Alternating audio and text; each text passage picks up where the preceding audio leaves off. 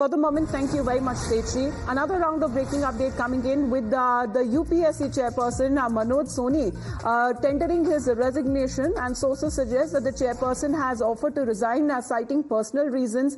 It is important to note that Manoj Soni has resigned 5 years just before his tenure ends in 2029. And however, information coming in that his resignation has not been accepted as of now. Let me go across to Madhav now. Madhav, good morning. Resignation that is now coming in of the UPSC chairman. Well, yes, the UPSC chairman, Manoj Soni, has resigned due to personal reasons, is what we are told. This is almost 5 years before his tenure ends, is also the information coming in at this point of time. His tenure was otherwise supposed to end in 2029. And while there is no official information about this, whether this has anything to do with the entire episode of Pooja Khedkar that has, of course, sent shockwaves across the country, it remains to be seen what the reasons are. Of course, personal reasons have been cited, but really what is the story behind this will remain to be seen. Also, as you rightly mentioned, his resignation has not yet been accepted, is what sources are indicating to us.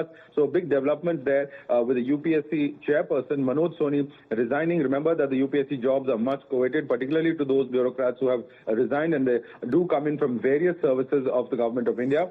So certainly a highly unusual development in the context of the UPSC chairperson resigning.